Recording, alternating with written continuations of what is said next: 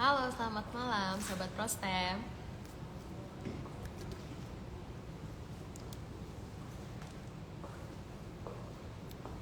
Oke, kita mulai ya.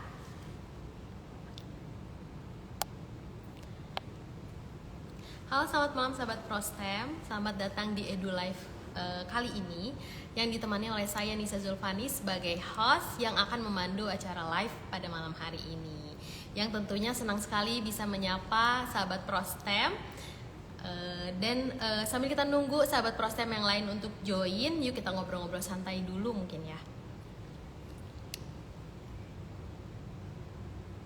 Halo Sahabat Prostem, apakah kalian sudah lihat kan judul dari poster yang sudah kita share baik di story maupun di feeds kami gitu ya.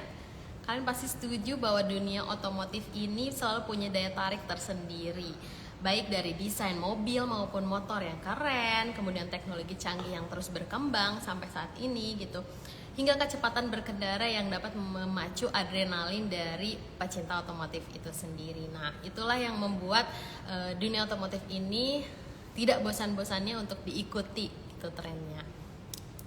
Jadi memang ada yang beda nih dari Edu Live kita pada malam hari ini. Biasanya kita sering bahas soal kasus-kasus penyakit gitu ya, yang serem-serem mengenai kondisi medis dan lainnya. Nah, kalau kali ini kita akan bahas topik yang sedikit berbeda. Jadi kita akan membahas mengenai otomotif, tepatnya kita akan bicara soal keselamatan di jalan. Khususnya buat kalian yang punya ketertarikan di dunia otomotif. Mungkin sahabat-sahabat Prostem yang cowok-cowok nih yang keren-keren gitu ya, atau yang cewek juga mungkin ya, kalau punya rasa ketertarikan di otomotif bisa nih join gitu ya. Atau buat teman-teman yang cuma penasaran bisa stay tune karena kita bakal bahas hal yang menarik pada malam hari ini. Oke, mungkin udah lumayan ya ini yang join.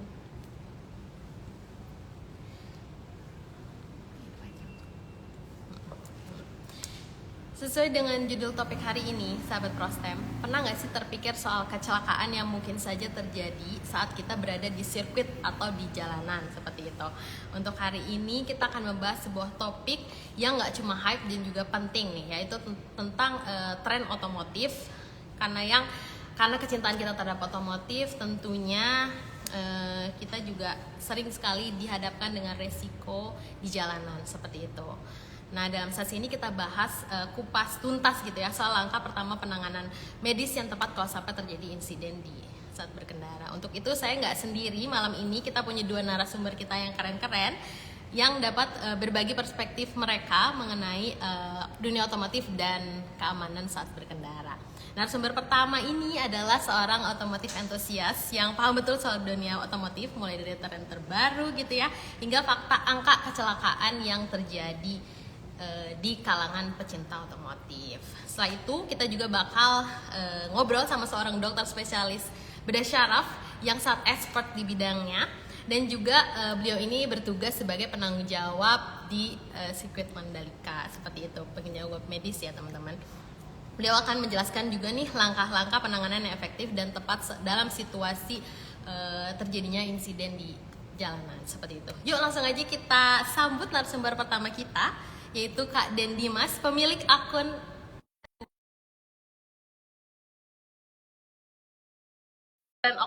tren otomotif terkini dan mengapa angka kecelakaan di kalangan pecinta otomotif ini terus meningkat. Halo. Halo, Selamat malam dan selamat datang Kak Den Dimas. apa kabar? Mungkin aku panggilnya Kak Dimas kali ya. Boleh, boleh. Ya. Apa Kak kabar? Dimas, apa kabar? Boleh cerita sedikit tentang kesibukannya, Kak? Baik, baik. Apa kabar, Bas? Sekarang aku lagi sibuk sebagai, ya basically karena content creator ya, jadi sibuk nyobain motor, nyobain mobil, modif motor, modif mobil. Ya, alhamdulillah lah ada kesibukan, ya kan? Jadi ini apa seru banget nih malam ini kita bakal ngobrolin tentang eh, penanggulangan lah ya kalau misalkan kecelakaan motor gitu. Karena jujur aku dan di sini dan para followersku yakin pasti pada pengen tahu banget kalau misalkan lagi di jalan nih, itu ada yang crash gitu ya, pertama kali tuh mesti diapain sih gitu. Nah nanti mumpung ada Pak Dokter, nanti aku pengen nanya-nanya sih itu sebenarnya sih. Oh iya bener. Iya Kak bener. Makasih ya Kak Dimas sudah menyempatkan waktunya di malam hari loh ini gitu ya. Dan tentunya aku harus apa juga followersnya Kak Dimas. Halo. Halo teman-teman. Keren banget ya Kak ya. Semoga dengan adanya Kakak di sini gitu, jadi kita akan makin paham nih soal otomotif yang nggak cuma seru tapi juga menantang gitu ya Kak ya. Betul, betul. Jadi buat kalian para followers nih harus nonton sampai habis. Soalnya nanti gue bakal nanya sama Pak Dokternya kalau misalkan kita lagi touring, amit-amit ada teman yang crash gitu ya, itu pertama kali harus dilakukan tuh apa sih gitu? Apakah harus buka helm atau harus dikasih minum atau apa? Atau ternyata jangan kasih minum? Karena nanti kita bakal ngobrol sama penanggung jawab ya MotoGP di sirkuit Pertamina Mandalika nanti guys. Jadi sumbernya terpercaya. Kalau gue yang ngomong kan salah ya nanti ya. Jadi mendingan nanti Pak Dokternya aja yang jawabin ya. Tanya sama ahlinya ya Kak ya. Benar. Oke, sahabat Prosem, kita akan masuk di sesi yang ditunggu-tunggu, yaitu adalah sesi diskusi. Yang pertama kita akan ngobrol sama kakak nih ya kak, seorang otomotif entusias yang juga influencer otomotif terkenal gitu ya kak.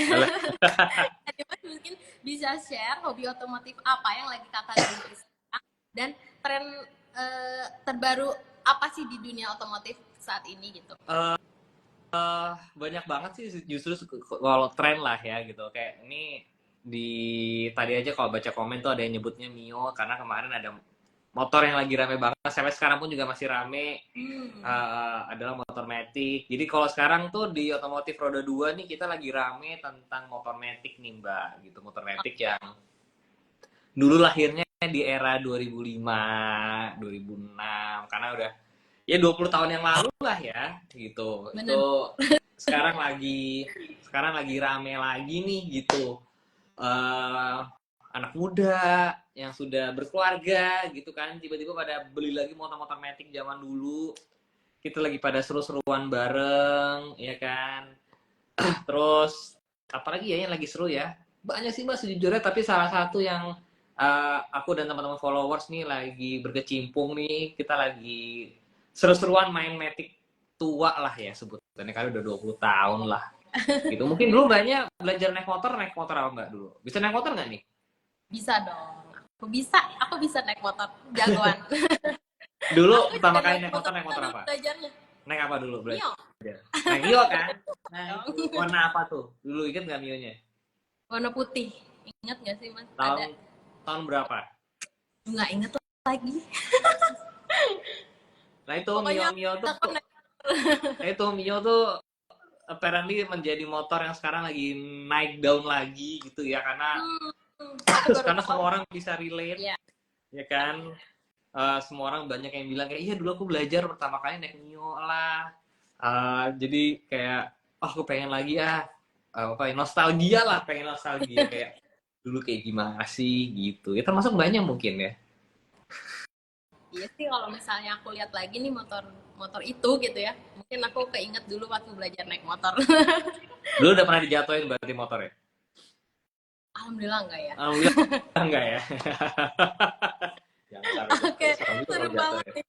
Kak Dimas sudah lama banget nih di dunia otomotif. Sebenarnya mulai kapan sih kakak mencintai dunia otomotif ini gitu?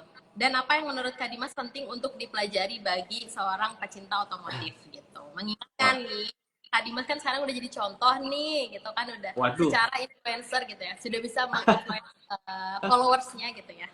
Jadi kakak bisa share gak nih, terutama soal standar keamanan berkendara gitu Kak? Jujur kalau ditanya aku mulai kapan otomotif tuh udah dari kecil lah ya gitu. Bener-bener udah lama banget suka otomotif. Jadi apa ya?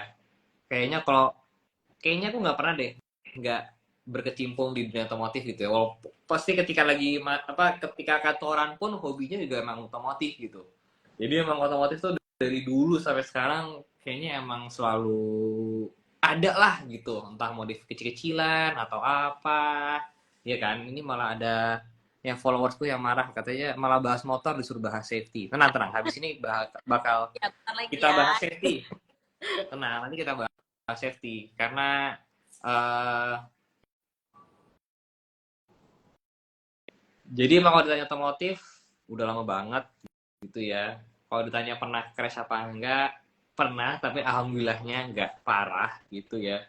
eh Terus kalau ditanya di dunia otomotif banyak nggak sih kecelakaan gitu ya tadi pertanyaannya ya? Iya. Mungkin bidang otomotif apa sih yang paling tinggi resikonya, Kak?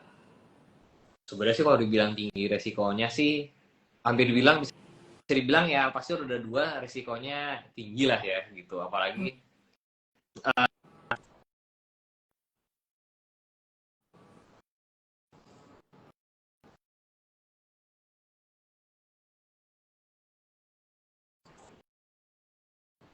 kalau mobil kan masih ada ya, pelindungnya lah ya gitu, masih ada bodi, rodanya 4. Mm-mm. Gitu ya, Kak ya. Usah ngomong jauh-jauh di jalan aja resiko kecelakaan selalu ada gitu ya. Biarpun aku yakin di sini para followers dan teman-teman dari Prostem juga pasti kan kalau naik motor pasti tidak-tidaknya apa ya, pasti menjaga biar tetap safety lah ya gitu. Tapi yang namanya di jalan kan faktor kecelakaan tuh banyak ya Mbak ya. Ada yang kitanya udah safety nih gitu, tapi ntar tiba-tiba Ya, ada bener banget. orang lainnya yang istilahnya kayak lagi ngeblank lah atau lagi nggak fokus ya kan, yang kayak gitu-gitu ya. Jadi emang lumayan lah ya angka kecelakaannya. Jadi kita emang harus selalu berhati-hati sebisa mungkin. Bener sih, kadang-kadang kitanya udah hati-hati, tapi kan nggak tahu ya orang lain. Sebenarnya Kak, kita nggak bisa mengontrol apa yang akan terjadi di jalanan seperti itu ya. Oke. Betul, iya bener banget tuh Mbak. Ya. Jadi sekarang kita mau beralih ke sedikit ke topik yang lebih serius nih, Kak. Hmm. Tadi kan followers Kakak udah mention, kenapa sih kok bahasnya malah otomotif gitu, katanya ngebahas safety. Oke, ini kita indahkan ya, Kak ya. Jadi seperti yang kita tahu dalam waktu dekat ini juga kan ada event besar nih di September mendatang, yaitu di Mandalika ya, Kak ya. Betul. Seperti yang aku sebutkan juga di awal, kalau kita nggak cuma berdua, tapi kita akan bareng nih ngobrol juga sama dokter Zaini gitu ya, seseorang yang emang expert di biomedis sekaligus punya hobi otomotif juga. Nah, Iya, yang saat ini juga bertanggung jawab sebagai penanggung jawab di sirkuit Mandalika, yang tentunya erat juga nih kaitannya dengan penanganan cedera. Coba sangat dokter, sangat sangat erat itu hubungannya itu. iya, nanti Menarik kita nih guys, ngobrol-ngobrol bareng. orang yang langsung turun tangan safety di sirkuit Mandalika nih. Iya. Nah, Hilang. halo. Halo, selamat malam dokter. Halo malam Pak Dokter. Malam Mbak, malam Kang Dimas, Bro Dimas atau siapa ini saya bingung. Apa aja aku Dokter. Siap. Gimana kabarnya, sehat-sehat ya? Alhamdulillah, apa kabar Dok? Baik. Karena kita ketemuan kapan ya? Dulu live IG 2000 sekian ya sama 2022 ya? Bro Dimas ya. 2002 ya. Dan 2021 apa 2022? Lama banget sih itu. sebenarnya berkali-kali ketemu di Mandalika tapi nggak nyapa-nyapaan ini. Wah, Dokter saya pasti sibuk lah di Mandalika ini. Reunian ya ini ya. Sekali. Enggak lah. Kita justru cuma lihat monitor doang tuh. Iya, masih monitor terus tuh. Iya. Kalau wah, aku nggak ngebayang itu tim medisnya di Mandalika sih. Pasti Boleh nanti kalau mau lihat. apa. Kalau Bro Dimas mau lihat tim medis persiapan dan lain ini lagi persiapan, lagi seleksi hari ini. Hari ini dari kemarin sampai besok lagi seleksi tim medical. Nanti yang sudah udah oke, baru diumumkan yang lulus siapa. Baru nanti kita latihan lagi seminggu sebelum event. Nih coba nih Dok, ini pasti banyak yang bertanya nih followersku. Kalau lagi event MotoGP itu berapa sih? Oh Dok, Apanya tim tuh? medis yang standby di sirkuit ketika lagi MotoGP itu? Nah, total kru kita 300. Gila, 300 loh. Medisnya 300. Wow. Total kru kita 300, termasuk ambulan, termasuk sama ambulan outer ya. Kan ada penanggung jawab di hanya balapan, ada yang outer termasuk penonton. Itu kira-kira kita 300 kru. Gila, kalau untuk Lumayan. kalau balapannya berapa, Dok? Maksudnya yang berarti apa? On track. Yang inner, Ini yang on track-nya benar. 250-an lah, 250-an ada. Gila. Wow. Lumayan. Keren Lumayan banget. repot. keren banget. Dokter, Nah, kita siap. coba ngobrol-ngobrol ya mengenai soal kejadian-kejadian yang mungkin aja terjadi di sirkuit gitu. Nah, menurut dokter bagaimana sih penanganan yang wajib dilakukan saat ada yang mengalami kecelakaan? Nah, apakah bahayanya kalau misalnya penanganan itu kurang tepat seperti itu, dok? Silakan.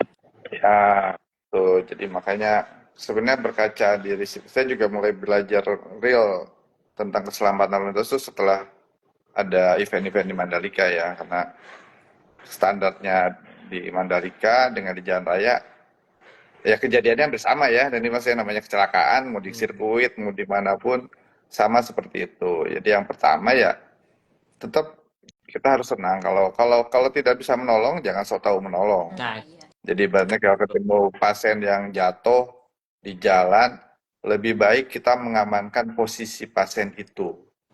Jangan menyentuh dulu ya, mengamankan. Jadi jangan sampai dia terlindas. Jangan sampai dia ini diamankan alur lalu lintas. Kemudian kalau kita bisa, kita sebenarnya tetap di ABC. Ada ABC-nya ya. A itu airway, jadi usahakan si pasien itu, si korban itu jalan napasnya tidak terganggu. B-nya breathing, nah kita lihat napasnya baik, ada napas atau enggak. C-nya harus kelihatan ada pendarahan, sirkulasi dan lain-lain. Tapi yang paling penting lagi kalau sepeda motor itu kan di luar ya. Biasanya kalau ada kecelakaan terbentur kepala berarti kita pasti akan berasumsi lehernya ada sesuatu. Ada cedera di leher dan itu cukup berbahaya. Nah, makanya sebenarnya ada tata caranya membalikan pasien, menerikan korban kan, korban tuh nggak ada yang pasien jatuh langsung apa ya terlentang, enggak kan? Ada yang tengkurap, ada yang nyuksruk, ada yang, nah itu ada tata caranya, gimana caranya membalikan sehingga posisinya dia saat ini jadi terlentang. Kemudian setelah terlentang, ada tata cara lagi gimana caranya kita membuka helm pasien dengan tidak membuat si korban itu menjadi lebih buruk. Ya, jangan sampai kalau misalnya ada cedera leher, kita tarik lehernya malah jadi problem kan. Apalagi kalau misalnya lihat ada jatuh, langsung main angkat, lehernya terkulai, ya itu namanya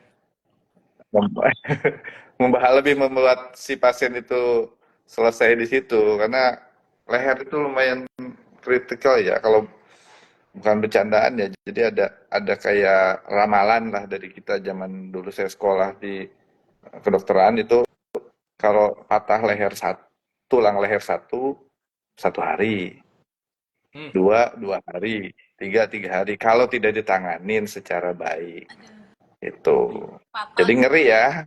Ngeri. Kalau mungkin dan Dimas lihat yang pernah Naguchi ya, kejadian Naguchi yang di Mandalika, korban itu cukup parah, itu emang berat. Tapi kita dapat pujian dari FIM, penanganannya Naguchi tidak meninggal, tidak seperti Simoncelli ya, Simoncelli onside death. Kalau kita bisa kita tanganin, sebenarnya tertanganin sampai di ICU rumah sakit, tapi apa ya, vegetatif lah, sehingga keluarga menyatakan tidak dilanjutkan. Padahal kita bisa tahan itu. Cuma kan tidak ada, kalau orang Jepang kan beda ya. Malah minta, udah selesaikan aja, nggak bisa. Di hukum Indonesia nggak ada euthanasia. Nggak bisa, kita tetap harus alami.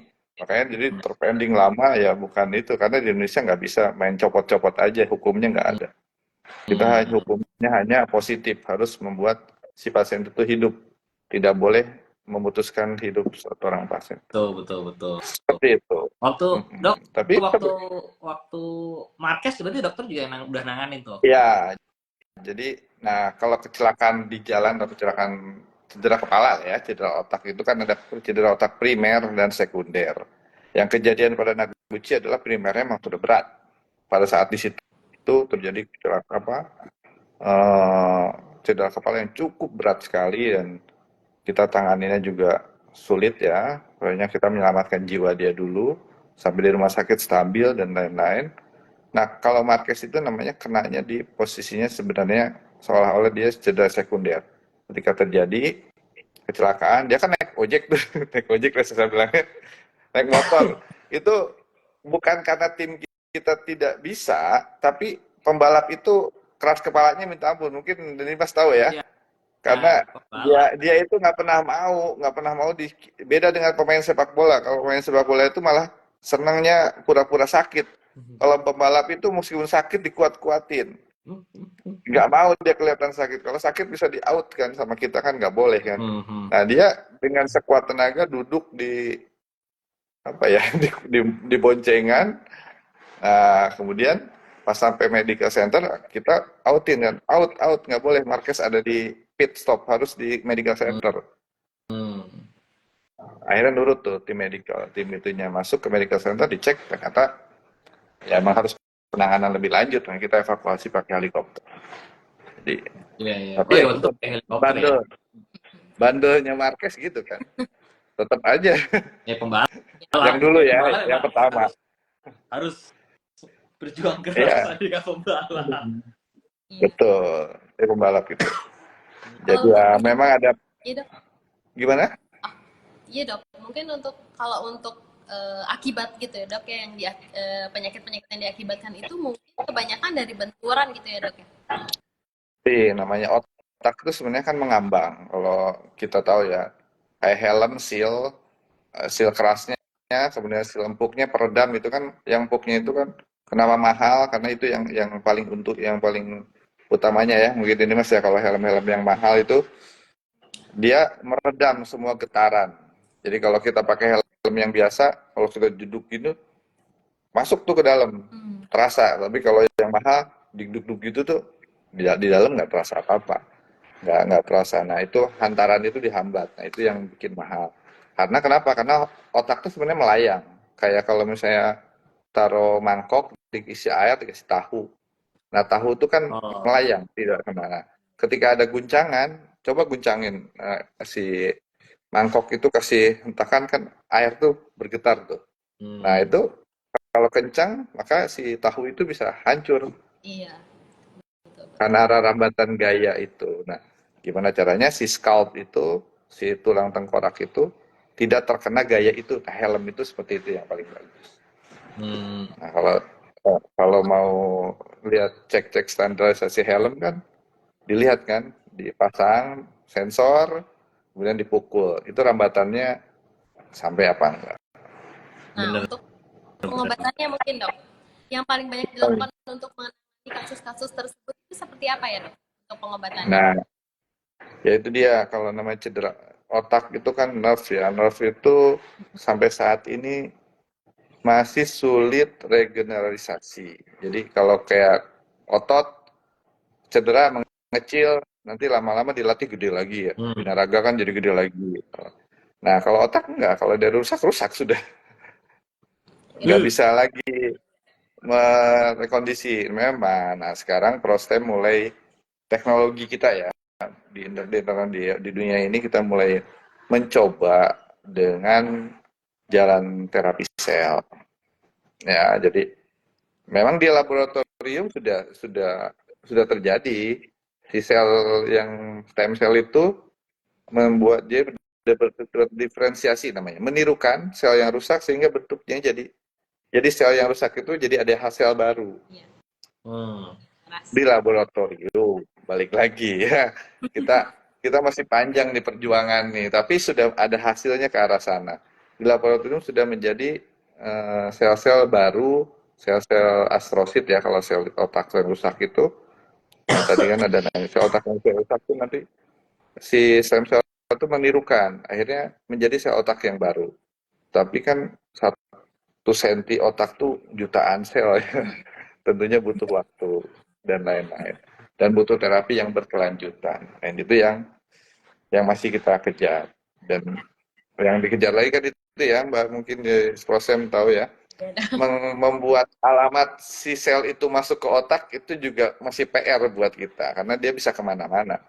Nah, gitu. Tapi ada harapan, ibaratnya ada harapan untuk seperti itu. Kalau di lab mungkin lebih mudah untuk mengkondisikannya ya dok ya. Tapi kalau misalnya sudah masuk ke dalam tubuh, nah itu tergantung dari kondisi pasiennya gitu ya. Betul. Jadi paling kalau udah di dalam tubuh kita monitor dengan MRI, dengan lain-lain. Nanti kita kelihatan aktivitas otaknya sebelum dan sesudah pemberian stem cell. Itu bisa terlihat. Tapi apapun itu, pokoknya kalau kecelakaan itu yang paling baik ada pencegahan ya, jadi Mas ya. Kita dengan Betul, ya aparel memang yang lebih memenuhi baik mencegah syarat. daripada Betul. mengobati lah ya. Iya. Nah, sama juga nanti kalau kecelakaan tuh ada tipenya, ada pertolongannya tuh ada pre-hospital, itu penting tuh. Makanya saya ngajak nih teman-teman motor itu tahu caranya gimana yang tadi saya bilang, membalikan pasien, membuka helm. Itu hal-hal yang simple yang harusnya semua orang bisa. Iya, Bayangin iya, kalau saya setuju. semua orang bisa, itu akan lebih baik. Sebenarnya itu gerakan itu udah saya lakukan ya ke teman-teman. Mungkin baru 5 kota aja. Kemarin muter-muter sama teman-teman dari Rescue Journey, baru Malang, Bali, Wah, Solo, kita coba perlu dikit lah. kita perlu collab bikin konten tuh dok. Boleh First, kalau apa mau. sih istilahnya apa sih? Bukan CPR ya? First aid. First aid ya. Pokoknya first aid-nya itu cara mengangkat memindahkan pasien. Saya tuh beberapa kali di Jakarta muter iseng gitu sama teman-teman itu bawa boneka CPR di motor. Kalau San Mori ya, kalau di San Mori kan jalan kita muter, datang ada kerumunan ojek kita berhenti. Saya tuh pengennya semua ojek bisa. Bayanginnya kalau semua ojek bisa, kita aman di jalan. Setuju. Di ojek di mana-mana ada kan. Iya, iya. Jadi Tapi itu keluar sebenarnya ojek datang. hal yang susah nggak sih dok? Enggak, harus bisa. Sampai CPR pun aku ajarin. Sampai CPR harus diajarin, harus bisa. Karena Mungkin pertanyaannya kalau di sini teman-teman yang nonton para followers itu kan pasti anak motor lah ya gitu. Mereka pasti seenggaknya touring pernah deh gitu. Kalau misalkan nih dok, ya balik lagi, mungkin yang ABC tadi ya. Ya kalau misalkan lagi pada touring, ada satu teman kecelakaan lah. Yang pertama banget harus dilakuin tuh apa? Apakah harus balikin badan? Apakah harus kasih minum? Apakah harus langsung nelpon ambulans atau apa sih dok? Sebenarnya karena jujur anak motor tuh nggak semuanya ya terus aja gitu. Kita nggak tahu kayak wah ini kalau kecelakaan gimana nih gitu. Diapain nih gitu ya? Iya.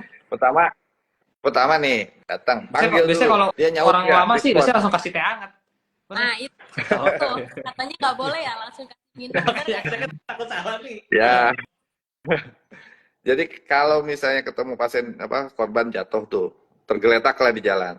Pertama kita panggil dulu. Pasti tanya, respon nggak dia, ngejawab nggak? Ya, kalau ngejawab, oke. Nih aku Udin gitu kan. Nah, ya nggak apa-apa bisa jawab sakit apa Din? Sakit kaki misalnya. Kaki tanganmu bisa gerak, semua bisa gerak. Dia kalau dia ngobrol berarti RW-nya bagus. Ya. Kalau dia bisa bicara, ngobrol RW-nya bagus. Kami kita lihat napasnya kan, oke napasnya oke. Kamu bisa berakit tangan nggak, kaki bisa nggak, bisa balik badan sendiri nggak? Tanya. Jangan sampai kita ngebalikin. Oke, bisa terlentang nggak Din sendiri Din gitu. Saya hanya bantu pelan ya gitu. Misalnya dia bilang, kok nggak bisa gerak tangan, kaki, nah itu harus curiga, berarti lehernya ada problem. Nah kalau kayak gitu berarti kita harus membalikan badannya dengan cara tertentu. Jangan sampai lehernya makin cedera. Nah, setelah kalau misalkan ditanya namanya nggak jawab, berarti kan ada sumbatan, bisa ada darah, bisa ada apa di perut, di mulutnya. Nah itu lebih hati-hati ya. Harusnya harus bebaskan, tapi itu kan sulit juga. Panggil ambulans segera. Cuman kalau bisa posisikan dia lebih aman. Misalnya matahari dihalangin, kemudian ditahan lalu lintas terlentang supaya dia napasnya bisa agak miring lah. Kalau ada muntah-muntah darah itu dimiringin supaya dia muntahnya jangan sampai keselak. Kalau keselak kan bahaya ya. bahaya. Nanti napasnya tersumbat. Nah, tapi miringnya pun jangan sampai lehernya krek gitu.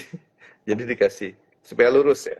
Ingat nih, ini seperti kita lurus begini, berarti nanti tahan supaya dia tetap lurus ke badannya. Seperti itu. Jadi badannya dimiringin.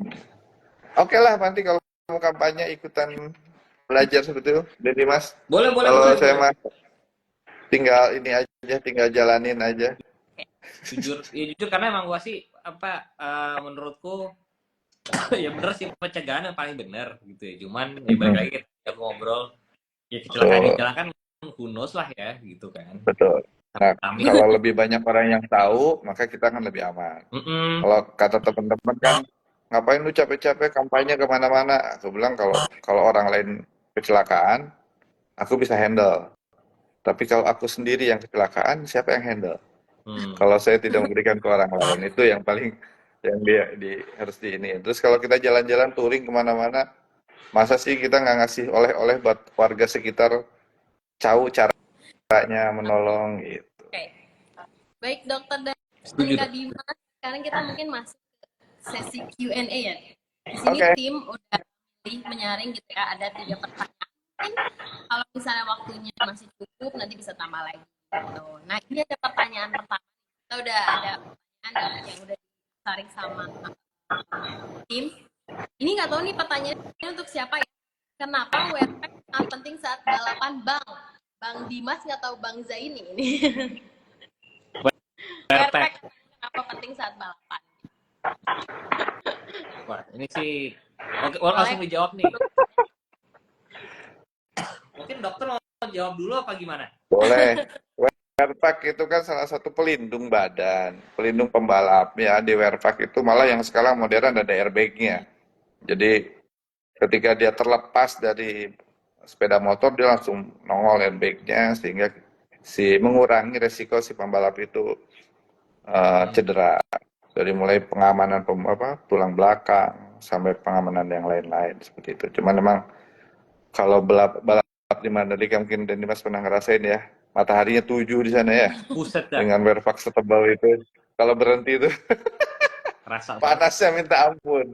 Makanya banyak kolam-kolam tempat orang pembalap berendam kan kalau di MotoGP ya, kalau perhatiin. Air es. Seperti itu. Air Saking es. panasnya di sana. Ya, seperti itulah. Tapi itu fungsinya untuk proteksi, untuk pencegahan. Benar Ya, ya? karena Dimas benar.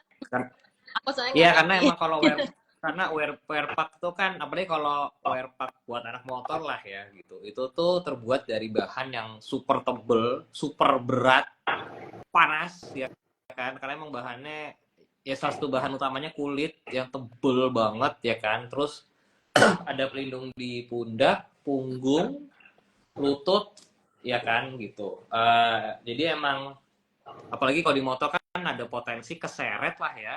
Gitu. Nah, apa namanya kalau dari bahan kulit ini cenderung jauh lebih aman dibandingkan dengan bahan yang lain gitu.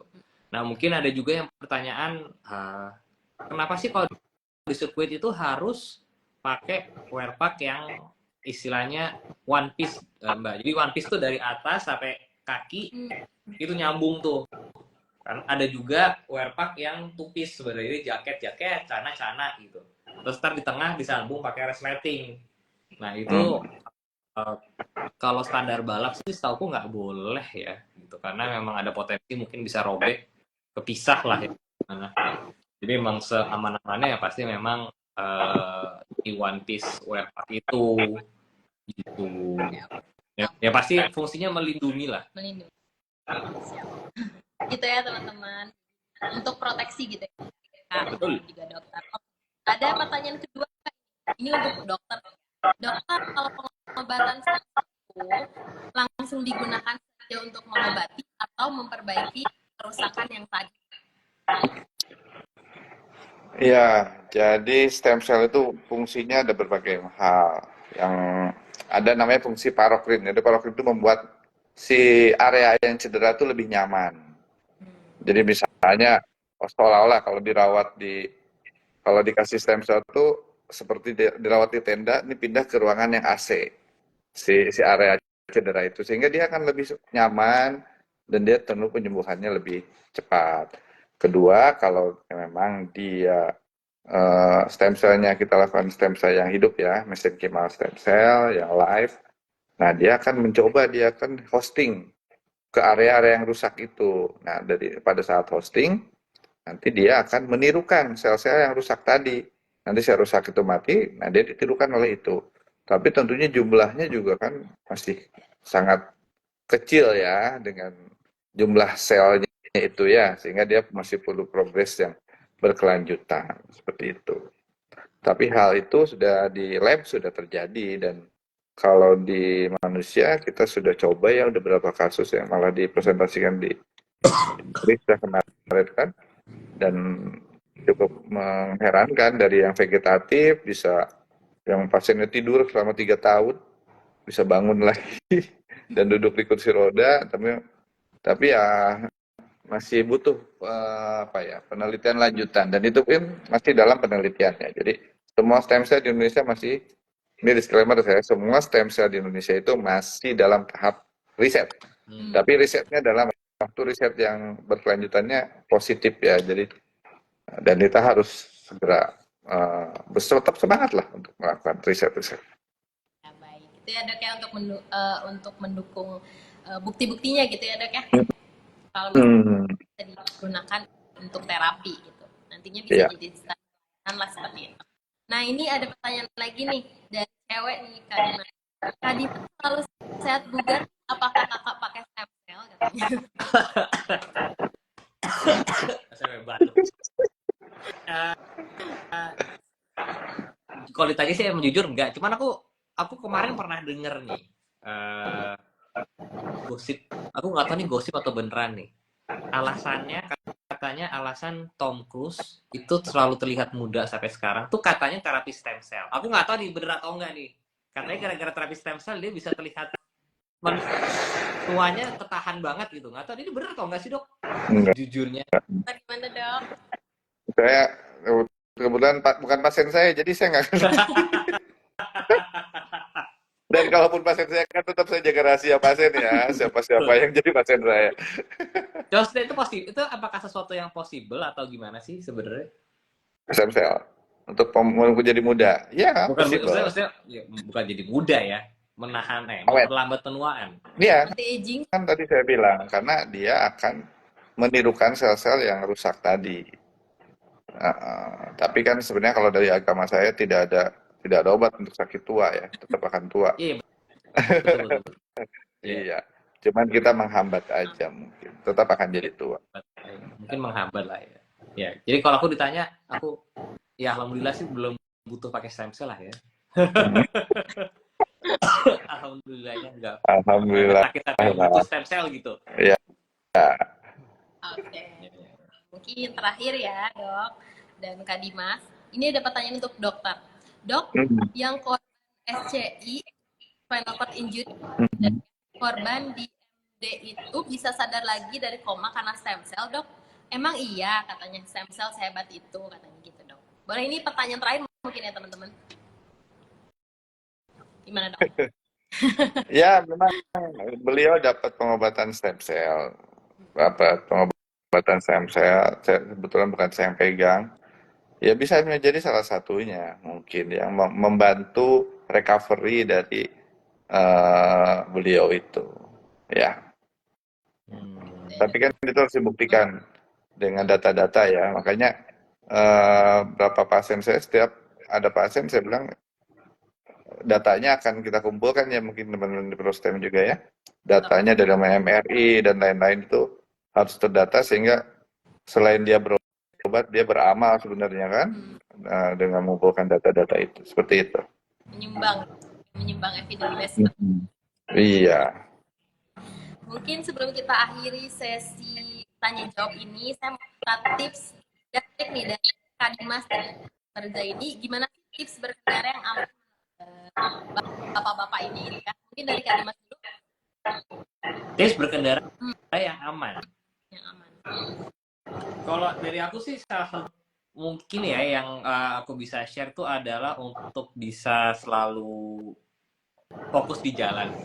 Karena menurutku fokus di jalan itu apa ya, penting banget, penting sepenting itu karena ya balik lagi di jalan itu banyak banget faktor-faktor gitu ya, dan kalau kita fokus eh, harapannya adalah bisa menghindari apa ya, kecelakaan. Nah memang kemudian pertanyaan besarnya adalah ya gimana caranya biar bisa fokus terus di jalan gitu kan.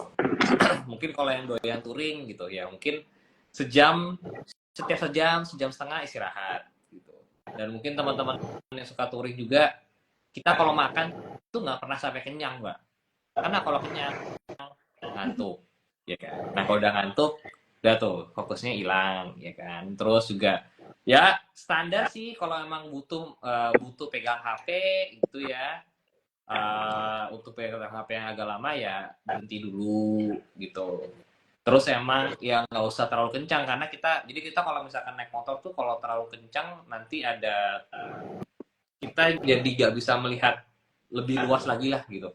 Aku lupa sih sebutannya apa, mungkin dokter lebih paham ya. Cuman emang kita kalau makin kencang tuh entah naik motor naik mobil kita tuh jadi kayak punya tunnel vision gitu, kita nggak bisa lihat kiri kanan kita dengan benar. Nah makanya emang kalau semakin pelan naik motor naik mobilnya justru kita makin luas tuh pandangannya, itu juga bisa membantu kita untuk semakin fokus gitu ya. Mungkin kalau dari aku gitu sih, mungkin kalau dokter ini lebih banyak punya informasi lah ya. Udah dokter dari naik motor pula. Oke, Saya pekerjaannya naik motor. Nah Saya kerjaannya naik motor, hobinya jadi dokter. itu lebih serem lagi ya kalau itu. Oke, jadi tipnya itu kan negara sudah bikin peraturan dan saya liatin peraturannya kajiannya lumayan bagus. Tadi kata Denny Mas, kecepatan. Kecepatan di jalan itu kan sebenarnya 60 km per jam maksimal kita. Dan kita ngapain kenceng-kencengan ya, karena kan yang touring itu kan perjalanan, kita lihat pemandangan dan lain-lain. Dan kalau ngikutin aturan lalu lintas sebenarnya pasti akan aman-aman aja. Aturannya juga sudah jelas, per satu jam kalau naik sepeda motor ya harus berhenti, rehidrasi, kemudian dan lain-lain. Dan aparel juga harus lebih jelas ya, aparel, helm, baju, jaket, sepatu, itu jangan lupa. Tetap jangan pakai celana pendek, kayak banyak juga teman-teman ya gaya-gayaan pakai celana pendek sebenarnya kalau sudah kena teriak-teriak juga di UGD kan. Nangis-nangis yang tatoan juga tetap aja nangis uring-uringan. Kalau sakit. Iya lagi. Jadi ya tetap aja harus safety lah intinya. Aturan negara udah jelas kok, udah bagus, semuanya tinggal kita tiru aja aturannya. Benar, setuju. sesuai SNI ya dok. Oke. Ya. Ya. Ada yang bagus sih pertanyaannya apa? Ada yang nanya gimana cara milih helm yang bagus atau apa gitu tadi itu. Oh boleh. Tanya sama Apa? ada yang nanya soal helm tapi gak di ini sama tim mungkin ya karena waktu juga Nggak sih apa-apa. kak. Nanti mungkin dijawab langsung sama kakak gitu ya. Oh, Di ini mau aku Instagram. jawab nih sekarang. Tapi sebentar aja misalkan, mungkin ya kan. ya, karena hubungannya sama safety lah ya gitu, dan anak motor kan pasti emang butuh helm. Sebenarnya kalau helm itu yang pasti emang nggak boleh, pertama sebenarnya nggak boleh terlalu kecil gitu ya, karena kalau terlalu kecil itu sakit di kepala jadi nggak bisa fokus gitu, dan juga emang nggak boleh longgar. Nah ngetes longgarnya gimana itu paling gampang ya. Aku boleh ngambil helm nggak sih sebenarnya buat nyontoin?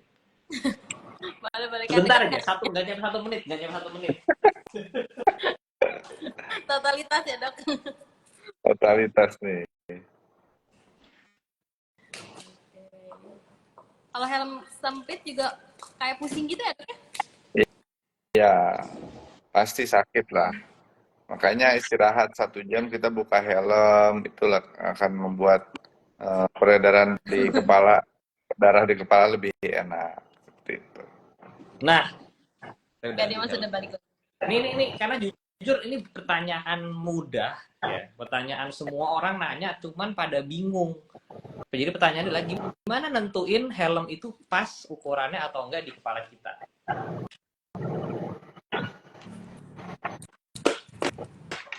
Nah, masih kedengeran nggak suaraku? Dengeran? Siap. Nah, Bagus. Dok, ini kalau salah kasih tahu ya. Jadi kalau sakit lagi nyobain helm nih, ya kan? Hmm. Pertama kita masih nyobain ya, digoyang-goyang dia terlalu gampang goyang apa enggak. Sama Hmm. biasanya kita ngecek itu di sini nih, di jidat. Hmm. Kalau misalkan kita bisa masukin satu jari, itu artinya helmnya bisa kegedean. Oh, Jadi kalau ini aku udah nggak bisa nih. Hmm. Nah, gitu ya. terus juga jarak, balik kan jarak dari alisku ke busa atasku ini itu cuma 2 jari. Oh, Ya. Kalau satu jari gini, ya itu nggak boleh. Karena kita pas lagi naik motor, pandangan kita itu keganggu sama ini. Begini juga nggak boleh. Jadi fitment helm tuh harus setidaknya 2 jari Ya. begini. gitu ya. Gitu. Nah, gitu tipsnya.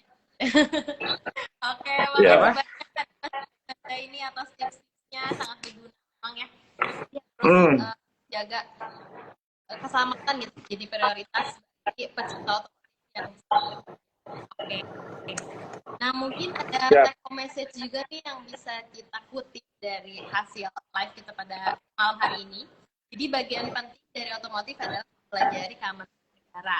Kemudian pertolongannya segera yang perlu dilakukan adalah jangan sampai terlindas gitu ya korbannya. Kemudian pastikan nafasnya masih ada dan juga tidak ada yang menghalangi nafasnya. Kemudian pastikan posisinya tenang dan membuka helm tanpa memperparah kondisi pasien.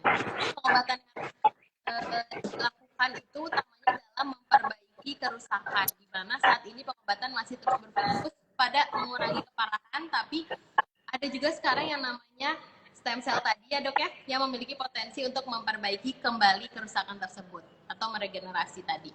Tapi tentunya harus di-mention yang tadi sudah di-mention oleh dokter bahwa di Indonesia saat ini masih dalam tahap penelitian. Jadi bagi teman-teman semuanya sahabat Prostem, kita terus membantu gitu ya untuk mengumpulkan evidence base tersebut supaya nanti stem cell ini akan menjadi layanan. Nah, terima kasih banyak Kak Dimas dan Dokter Zaini atas wawasannya. Terima kasih, dan Sam.